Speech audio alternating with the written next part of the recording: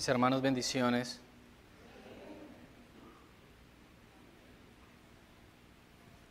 Comenzaremos nuestra prédica de hoy. Si me ayudan a orar, por favor. Oraremos para que el Señor nos guíe y nos ayude a ver qué Él quiere enseñarnos hoy en día. Padre amado, nuestro Salvador Jesucristo, nuestro Rey, nuestro amado, estamos aquí, Señor, ante tu presencia, rogándote, Padre, que hables a nuestras vidas. Ayúdanos, Señor, a ver la plenitud de tu gloria para que nuestras vidas sean transformadas. Ayuda, Señor, al que trae la palabra hoy, a que no sean palabras humanas, sino que sea tu palabra, Señor, la que cambia, la que transforma, la que da vida al hombre. Te pido, Señor, que te hagas manifiesto hoy y que podamos glorificar tu nombre. En el nombre de Jesús, amén. Para comenzar esta prédica, comenzaremos leyendo Romanos 1, y lo leeremos del versículo 13 al 16. No sé si va a estar en las pantallas, pero si no, lo pueden buscar en su Biblia o en su teléfono. Romanos 1, versículo 13 al 16. Y Pablo le está mandando esta carta a la iglesia que está en Roma. Y veremos qué quiere enseñarnos Pablo por medio de esta carta. Esperaré que la tengan para poder comenzar. Creo que todos lo tienen. Pero no quiero, hermanos, que ignoréis que muchas veces me he propuesto ir a vosotros, pero hasta ahora he sido estorbado, para tener también entre vosotros algún fruto como entre los demás gentiles, a griegos y a no a griegos, a sabios y a no sabios soy deudor. Así que, en cuanto a mí, pronto estoy a anunciaros el evangelio también a vosotros que estáis en Roma. El número 16. Porque no me avergüenzo del evangelio, porque es poder de Dios para salvación a todo aquel que cree, al judío primeramente y también al griego. Porque en el evangelio la justicia de Dios se revela por fe y para fe, como está escrito, mas el justo por la fe vivirá. Se pueden sentar los que están de pie. Para comenzar con la prédica de hoy, quiero dejarles saber que me sentí muy motivado cuando supe que era mi turno en hacerla, porque desde que la pastora predicó, hacía más o menos ya como un mes y medio, ella predicó esa vez sobre la soberanía de Dios en la vida de nosotros. Y algo que ella quiso recalcar fuertemente fue que no importaba cuántas situaciones atravesemos, no importaba cuán dolorosas fueran nuestras pruebas, que Dios estaba siempre en control. Absolutamente todas ellas estaban en el control de Él. Inclusive que su control era tan absoluto y completo que hasta en las malas acciones de los seres humanos, Él tenía todo bajo su dominio. Y aunque esa maldad nos puede afectar muchas veces emocionalmente o en otras áreas como amistades, o nos puede afectar en cosas materiales o entre relaciones familiares, sin embargo, no había nada fuera de su control, y eso es lo que hacía Dios, valga la redundancia. El tener un plan absoluto y concreto para cada circunstancia nos da seguridad, nos da confianza. Y aunque Dios permita que el mal exista, podemos estar tranquilos y confiados porque Él utiliza esto desde su plan soberano para cumplir sus propósitos más grandes. Todo esto se logra para que sus planes se lleven a cabo. Y es sumamente importante entender este concepto porque lo encontramos en la vida secular de los hombres de la Biblia. Como también nosotros lo iremos experimentando en nuestras propias vidas mientras van pasando los años.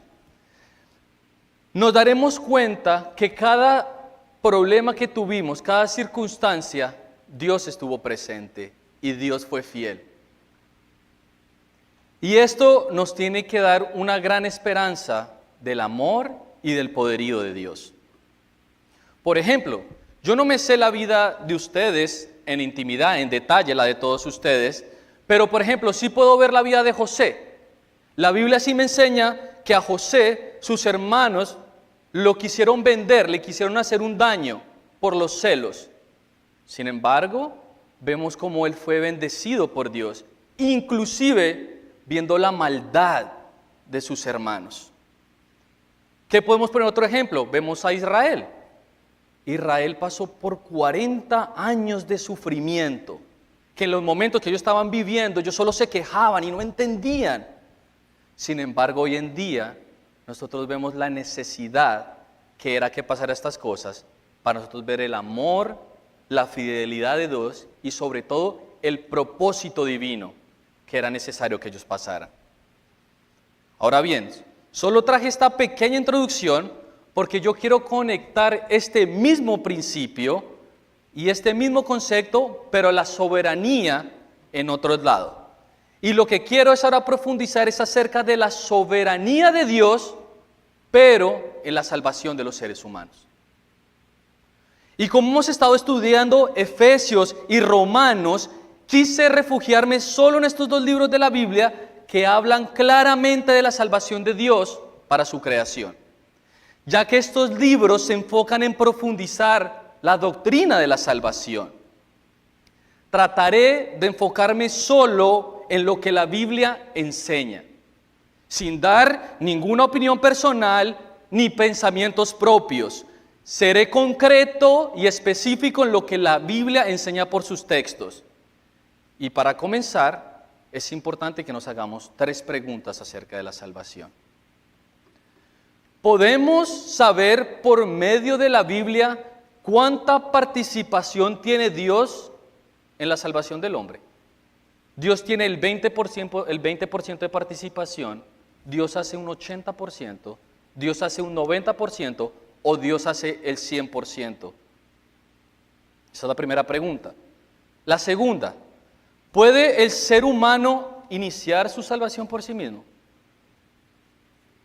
Y la tercera, ¿Dios salva al pecador porque ve algo bueno en el hombre? ¿O porque el hombre toma alguna decisión anteriormente? ¿O porque así le plació? Espero que por medio de este recorrido que haremos por estas cartas, podamos responder estas preguntas. Y me gustaría retomar el texto que leí al principio. Porque no me avergüenzo del Evangelio, porque es poder de Dios para salvación a todo el que cree, al judío primeramente y también al griego. Para poder entrar en el contexto, Pablo dice aquí no avergonzarse. Y la definición de la palabra avergonzarse es turbación de ánimo causada por intimidez o encogimiento y frecuentemente supone un freno para actuar o expresarse. Y nosotros muchas veces cuando hablamos del Evangelio, en muchos lugares nos hemos sentido cohibidos, porque nos pueden hacer preguntas difíciles del Evangelio, o la gente puede burlarse de nosotros, o pueden decir que nos lavaron el cerebro, y lo que hacemos es no hablar del Evangelio. Otras veces no lo hacemos por miedo al rechazo o por la presión social. En otras oportunidades no lo hacemos porque no estamos viviendo lo que estamos tratando de predicar. Entonces la decisión que optamos es no tomarlo y no hacerlo. Optamos por no hablar del Evangelio. Pero es importante ver a Pablo y ver por qué él sí hace esta declaración. Porque Pablo, a diferencia de todos nosotros, Pablo no usó esta definición porque le pasó algo de lo que leí anteriormente, sino que él decía esto porque él había sufrido y pasado por tantas cosas que a él no le acongojaba de seguir expandiendo el evangelio por diferentes ciudades. Nosotros vamos a leer que Pablo, aunque tuviera que perder la vida, él estaba dispuesto con tal de llevar el mensaje. Por ejemplo, vamos a leer que a Pablo en la ciudad de Filipo él fue azotado. Y vamos a leer que él cayó preso. En Tesalónica vamos a ver que lo echaron como un perro de allá. Vamos a ver en Damasco que él también fue sacado a escondidas para que no fuera golpeado. En Ícono y en Listra él también fue apedrado y casi dado por muerto. En Jerusalén él también fue casi linchado. Y si leemos el libro de Corintios, vamos a ver cómo él pasó por naufragios, por golpes, por peligros en el desierto y en el mar, y a él esto no le importaba. Ahora bien, cualquier persona que pasa por estas cosas a causa del evangelio, hoy en día, lo más seguro es que abandona la fe. La gente no estaría dispuesta a pasar estas cosas por el evangelio. Nosotros tiraríamos la toalla. O sea, hoy en día nosotros vemos en las iglesias que cualquier cosa que pasa, que hace que la gente deja de venir por cosas medianas, medio pequeñas, pero cualquier cosa lo que optamos es alejarnos, protegernos a nosotros mismos. Nos herimos muy fácilmente porque hay cosas que pasan entre nosotros y el resultado más fácil es alejarnos del camino de Dios, alejarnos de las iglesias. Ahora, quiero que veamos en cambio cómo Pablo, que ni por la muerte, ni por las humillaciones, ni por absolutamente nada, se movía de Jesucristo. Porque aunque pasó por todas estas cosas, donde era su vida la que estaba en riesgo, dice que no se avergonzaba del evangelio. Que él estaba dispuesto a pasar todo esto a causa de que las buenas noticias llegaran a ellos. Era un hombre que amaba la expansión del evangelio. Pablo tenía claro su llamado. ¿Y cuánto nosotros tenemos que tomar ejemplo de Pablo? Pero además de esto, también él tenía que enfrentarse a la mala reputación que él tenía, los cristianos en ese momento. Los cristianos en ese momento no son como nosotros, que nos reunimos libremente y estamos acá y nos sentimos orgullosos. En ese tiempo no era así. O sea, no eran solo golpes e insultos y burlas, sino que a él le tocaba pasar por toda la opresión del Imperio Romano. Ya que a los cristianos se le consideraba que era una secta apartada del judaísmo, con prácticas extrañas cuando se celebraban, como la Cena del Señor. Esto era un ritual que para ellos no tenía ningún sentido. Además, los acusaban a los cristianos de subversivos, porque no rendían culto al emperador, y eran vistos como un grupo que amenazaba el orden social. Hasta ateos le decían los romanos, porque ellos no seguían ni adoraban a los dioses tradicionales. Esta es una de las razones por qué los romanos los perseguían, los encarcelaban y hasta los ejecutaban. En ese momento era muy complicado profesar la fe, porque ibas en contra de religiones, sistemas políticos y el precio que tenía que pagar era alto. Sin embargo, leemos un hombre que dice, pero no me avergüenzo del evangelio. Y aunque él tenía todos esos gigantes, él se mantenía firme. Además, en la cultura grecorromana, cuando la gente predicaba el evangelio, era algo absurdo. Esto no tenía sentido y era una burla hacia el intelecto, como a veces pasa hoy en día con algunas personas, ya que los cristianos de ese momento proclamaban o proclamamos que el Salvador del mundo es un simple carpintero. Y sin embargo, que había nacido en una aldea pequeña, que venía de una familia humilde, y sin embargo, a los que se le estaba predicando en ese momento, sus mentes estaban apuntando siempre a un hombre con gran autoridad política y un gran poder militar. Y para rematar, el mensaje, para que se viera más difícil de creer, había que decirles que el Salvador tuvo que morir en una cruz, que tuvo que sufrir y además tuvo que resucitar de la muerte. Esto era algo completamente chocante para un sistema religioso que venían enseñando por miles de años. Esta cultura predominaba el racionalismo, que viene de la palabra de razón, donde si tiene sentido, entonces sirve. El énfasis en esta época era la sabiduría humana, y la filosofía.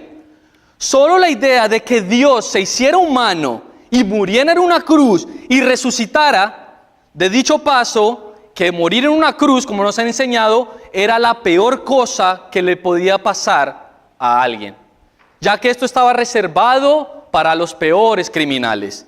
Y era tan humillante que ni siquiera esa muerte se le otorgaba a ningún romano. La cruz era un símbolo de vergüenza y condenación en esos tiempos. Algo que iba en contra del honor y la dignidad de los valores romanos. Entonces la idea que la salvación dependiera de un judío crucificado era algo humillante, era algo sin sentido para ellos creerlos. Era algo ilógico. Es por eso que ver personas convirtiéndose al evangelio en ese tiempo era como ver un milagro al instante. Y hoy en día sigue siendo un milagro que el pecador se convierta. Pero lo que quiero decir es que la gente tenía que perderlo todo para servirle a Jesucristo. Era ver la mano de Dios actuando y transformando las mentes de las personas por medio del evangelio. Es por eso que encontramos que Pablo enseña en la carta de Corintios y dice: porque la palabra de la cruz es locura para los que se pierden, pero para nosotros los salvos es poder de Dios. Por eso es que para muchos de nosotros este evangelio es poderoso. La cruz es el símbolo del perdón más hermoso otorgado a la humanidad. Es la única forma de estar en paz con Dios por medio de esta cruz. Pero para los judíos esto era algo perturbante y escandaloso. Y para los griegos era una tontería. Además, esto insultaba a la inteligencia humana. Por eso es que algunos cristianos en Roma no querían compartir el evangelio, porque no querían ser señalados por los demás. Ahora, quiero que vean cómo este pasaje de Corintios se conecta con el que leímos de Romanos. Y usa la misma palabra. El evangelio es el poder de Dios. Porque Pablo sabía que este mensaje que sonaba tonto para la mente humana en ese tiempo y en el de ahora para muchos, era el poder de Dios para salvar los pecadores. Y esa palabra viene de dinamis, que significa que es una fuerza explosiva. Poder significaba dinamis y el resultado es una fuerza explosiva. Y así como algo explosivo tiene el poder de destruir todo lo que está a su paso, la palabra de Dios tiene ese mismo poder, pero no es explosivo para destruir, sino es todo lo contrario. Es explosivo, pero él es explosivo para dar vida. El evangelio es explosivo para salvar, para transformar, para traer redención, para cambiar corazones de piedra y convertirlos en carne. Ese es el poder del evangelio. Por eso Pablo no le daba vergüenza testificar las palabras de Cristo crucificado. Si algo tenía Pablo claro y completamente claro en su mente, es que él siempre buscaba la gloria de Dios. Y es algo que todos nosotros los cristianos tenemos que aprender tanto hoy en día, tanto los que predicamos, como los que enseñamos, como los que están escuchando en este momento. Todos debemos aprender que es para la gloria de Dios. Porque, ya que el fin último de la predicación del evangelio es la gloria de Dios y no la respuesta inmediata del hombre. Porque nosotros los que hablamos del Evangelio, no estamos siendo llamados a estimular emociones a los que predicamos, sino estamos llamados a honrar al Dios que estamos proclamando la verdad. La gloria de Dios siempre debe ser la preocupación principal de que el que trae el mensaje. Escuchen los que predican y los que son maestros. Nuestro mensaje debe honrar a Dios.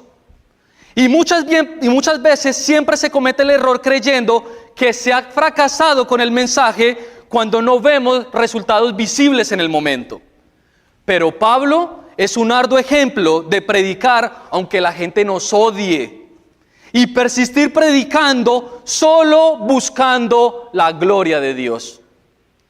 Porque el verdadero evangelismo no se apoya en las decisiones humanas, ya que el enfoque de la predicación no es mover la voluntad del hombre, sino exaltar su grandioso nombre. Por eso es que ningún predicador merece gloria, y ni debe dejarse atribuírsela, porque esto compromete la gloria de nuestro Dios y no permite que lo honremos como Él se lo merece. Y aquí viene el punto clave para que seamos bíblicos. Cuando la gloria de Dios es el centro de la predicación, entonces los resultados quedarán en sus manos, en su fidelidad y en sus propósitos. Porque cuando evangelizamos a alguien, lo primero que debemos preguntarnos es si Dios ha sido honrado y glorificado en lo que yo prediqué. Y no mirar si el oyente respondió positivamente, porque al final todo esto se resume que es para la gloria de Jesucristo y no en el éxito visible de nuestros ojos. Y esto debe ser la medida del evangelismo, porque una conversión que no exalte el nombre de Jesucristo no es una conversión bíblica. Porque si no podemos decir con nuestras bocas y no podemos vivir convencidos de que Jesucristo es Dios, no podemos asumir que esa conversión fue bíblica. Si a ti lo que te motiva es el favor humano, que la pastora, que tal maestro, que esto y que lo otro, pero tu mente no está conectada con Cristo, eso no fue una salvación venida por el Señor Jesucristo. Porque Pablo nos enseña por medio de sus cartas que él nunca había vivido e experimentado otro mensaje como el Evangelio. Porque ese poder de Dios no se compara con terapias, ni con técnicas. Lo que puede hacer el Evangelio de Dios en la vida de otro ser humano. Y Pablo, él era un gran ejemplo de lo que él predicaba. Él lo sabía por experiencia propia, porque ese poder fue el que actuó en su vida para convertirlo en apóstol. Habiendo sido él un perseguidor de la iglesia de Cristo, porque viendo Pablo que en otro tiempo él odiaba a Jesucristo. Él odiaba tanto que él juntó todas sus fuerzas para la destrucción absoluta del cristianismo. Pablo fue un perseguidor. Pablo fue un asesino. Participó en ejecuciones de cristianos, como pasó con el caso de Esteban. Hasta que el poder explosivo de Dios transformó todo su ser. Cambió su mente, cambió su corazón, su voluntad, absolutamente todo su ser. Tanto que Jesús, que aborreció por tanto tiempo, ahora se convirtió en la pasión de su vida y estaba dispuesto a dar su vida por el que perseguía. Es que, hermanos, es que tenemos que entender que el Evangelio es el poder de Dios. Y el énfasis está en la palabra es. Es a través del Evangelio que Dios obra en los corazones para traerlos a salvación. Es solo por medio del Evangelio que Dios abre los ojos de los hombres que están ciegos y que lastimosamente no pueden ver la gloria de Dios ni la muerte de Jesucristo. Este es el medio ordenado de Dios para llamar a los elegidos desde antes de la fundación del mundo. Por eso Pablo pasó todo lo que pasó, porque él entendía que sin la proclamación de este mensaje no hay salvación para nadie. Y quiero que vean cómo en la carta de Corintios, lo voy a volver a leer un poquito más arriba, para que vean cómo dice. en Corintios dice, pues no me envió Cristo a bautizar, sino a predicar el Evangelio. No con sabiduría de palabras, para que no se haga vana la cruz de Cristo. Porque la palabra de la cruz es locura para los que se pierden, pero para los que salvan, esto es nosotros, es el poder de Dios. Pues está escrito, destruiré la sabiduría de los sabios y desecharé el entendimiento de los entendidos. ¿Dónde está el sabio? ¿Dónde está el escriba? ¿Dónde está el disputador de este siglo? ¿No ha enloquecido Dios la sabiduría de este mundo? Pues ya que la sabiduría de Dios, el mundo no conoció a Dios mediante la sabiduría, agradó a Dios salvar a los creyentes por la locura de la predicación. Aquí es donde Él escogió el medio. Por la locura de la predicación es que la gente se convierte a Jesucristo. Porque los judíos piden señales y los griegos buscan sabiduría, pero nosotros predicamos a Cristo crucificados. Para los judíos ciertamente tropezadero y para los gentiles locura, mas para los llamados, así judíos como griegos, Cristo, poder de Dios y sabiduría de Dios.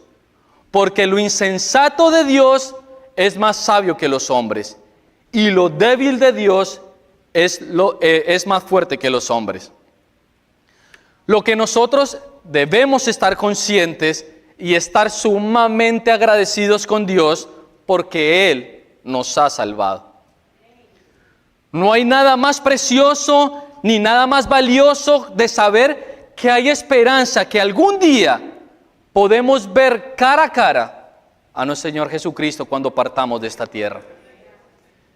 Con el estudio de Romanos y Efesios podemos afirmar con 100% de certeza que la salvación es solo la obra de Dios en su totalidad.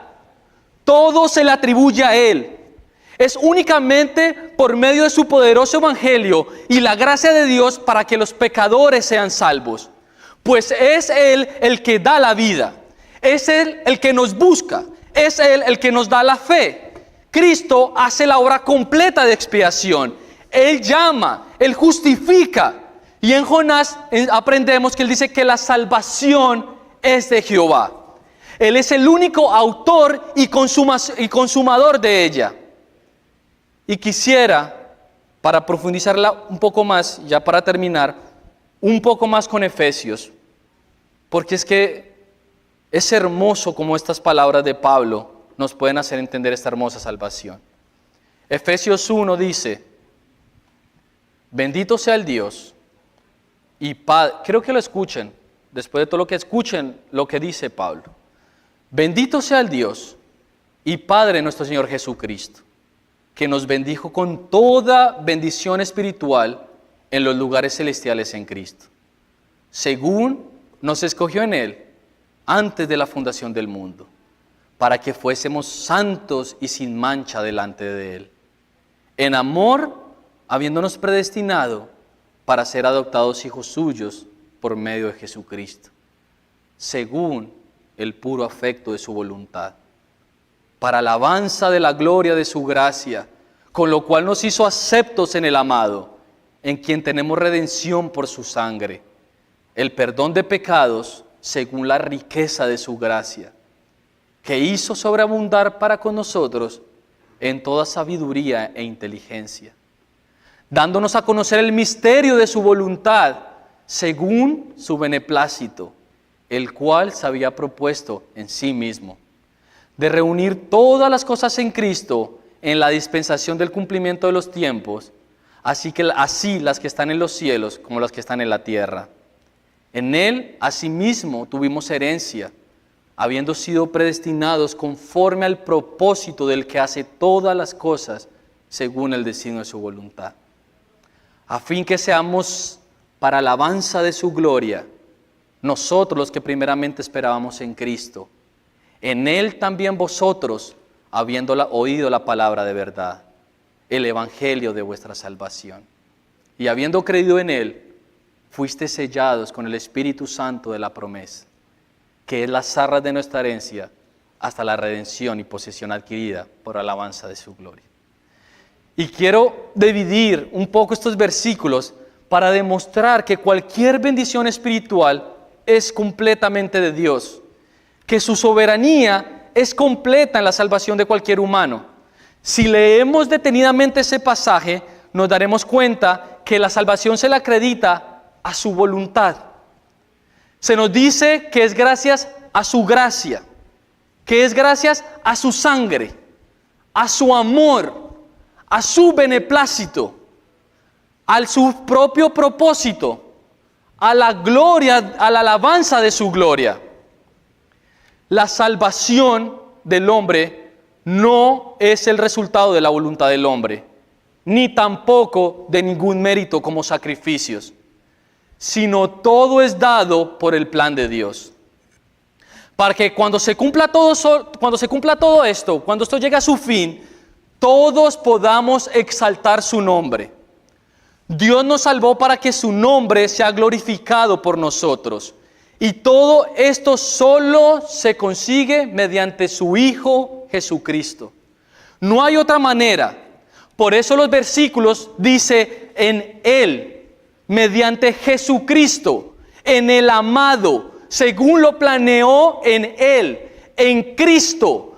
Toda la obra de Dios Padre se cumple mediante el Hijo y con el Espíritu Santo con el que fuimos sellados, que es las arras de nuestra herencia.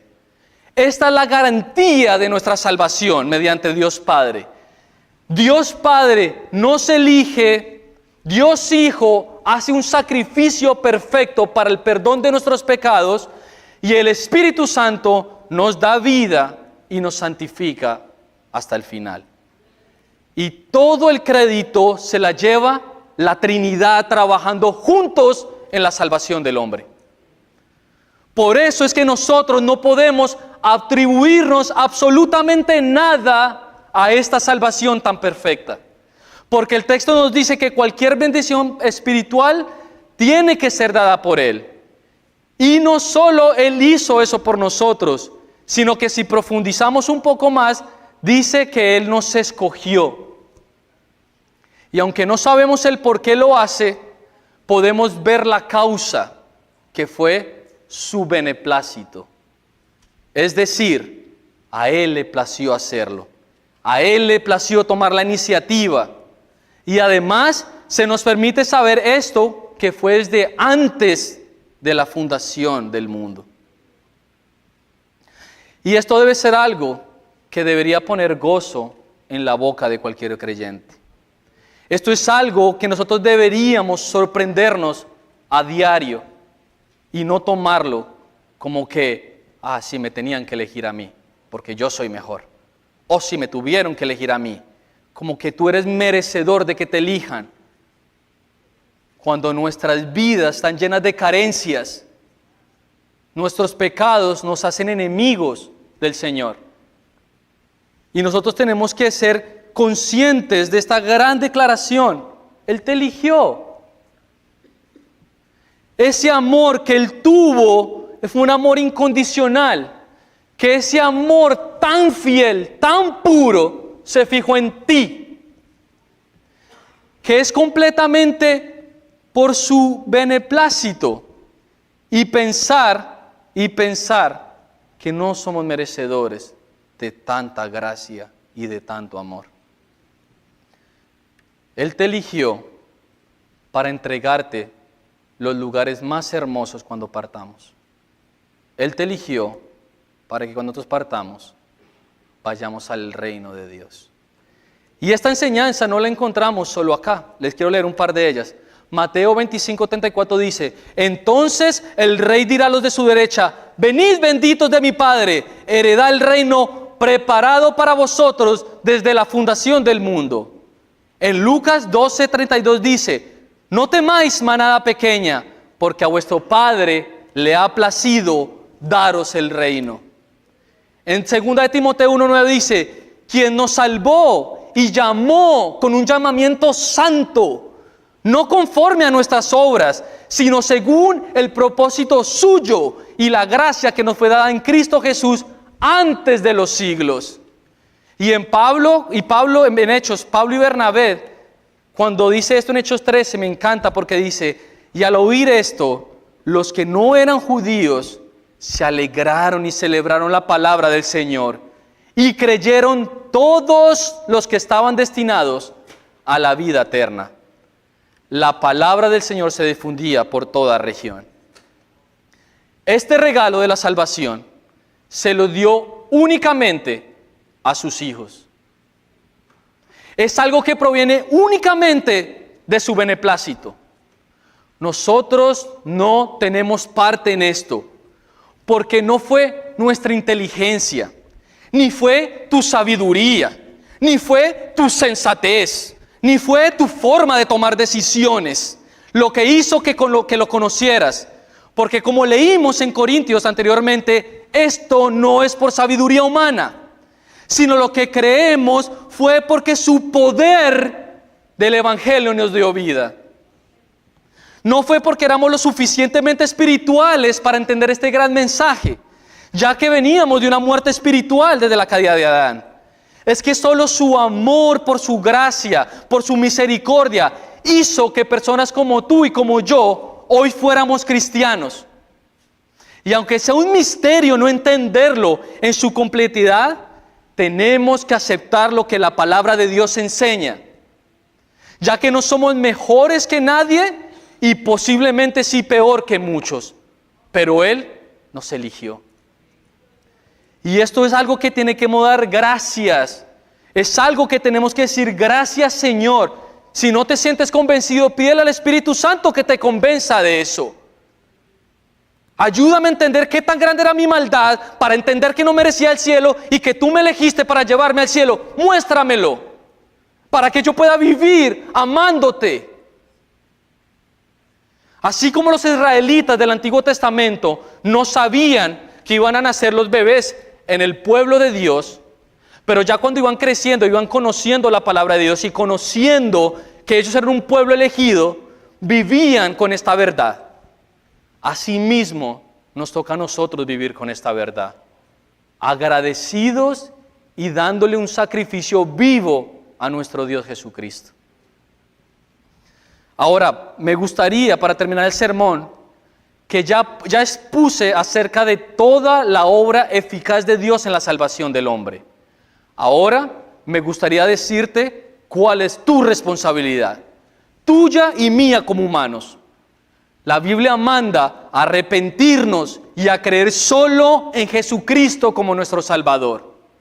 Nuestra obligación es clara. Todos los que estamos acá estamos llamados a humillar nuestro ser y a rogarle a Dios que tenga misericordia de nuestras vidas.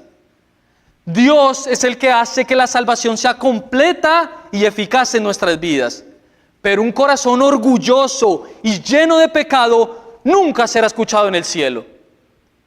Y yo te aconsejo que nos humillemos hoy a nuestro Creador. Porque de algo sí estoy seguro, es que nuestros pecados nos hacen creer que estamos bien siempre delante de Dios. Nuestros pecados nos hacen creer en un falso orgullo de religiosidad y de insensibilidad por las cosas espirituales. Pero hoy puede ser el día. Hoy puede ser el día que tú tienes la oportunidad de orar al cielo y decirle al Señor: ayúdame. En la iglesia hay mucha necesidad espiritual, muchísima. Pero como somos fríos, no nos damos cuenta de nada. Tenemos que rogarle al Señor que nos ayude y nos dé la fe para arrepentirnos si es que estamos perdidos o lejos de este camino. Que es necesario que Él nos salve con sus manos poderosas.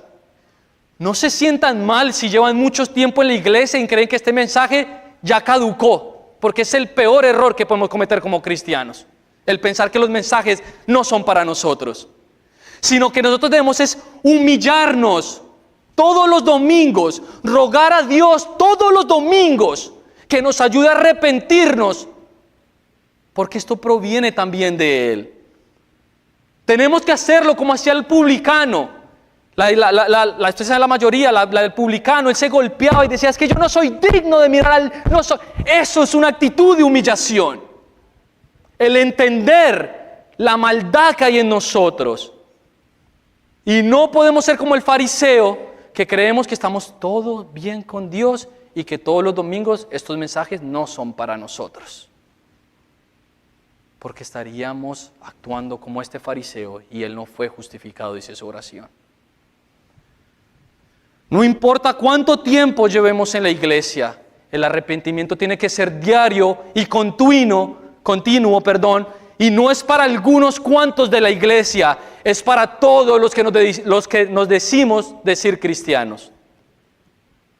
Nosotros tenemos que pedir perdón de nuestra maldad, de nuestra frialdad y sobre todo de no ser conscientes de cuánto hay guardado en esta salvación para nosotros. De no entender cómo no somos posibles de dar la vida por el Evangelio. De cómo es posible que el mundo nos atraiga más que Dios y pasamos años dentro de una iglesia escuchando sermón y las vidas no son transformadas por el Evangelio. Y nosotros debemos humillarnos. Un corazón humillado nunca es rechazado por Dios. Y tenemos que reconocer que estamos lejos de Dios. Que estamos llenos del mundo. Que nos encanta nuestro ego, nos encanta satisfacernos. Pero que el poder de Dios, si nos apegamos, transforma tu vida y te vuelve un fiel seguidor de Jesucristo. Es necesario aprender a vivir completamente entregados a la cruz, para nosotros poder glorificar la soberanía de Dios en nuestra salvación. Para terminar, lo único que puedo decir antes de orar es, tenemos que entregarnos más al Señor. No es suficiente un día a la semana.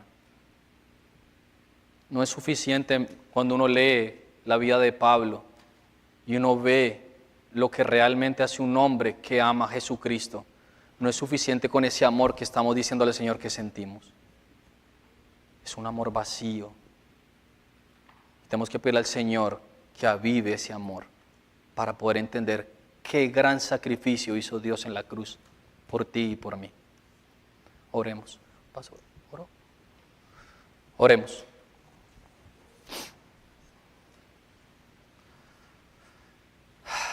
Padre amado, Señor, bendita es tu palabra.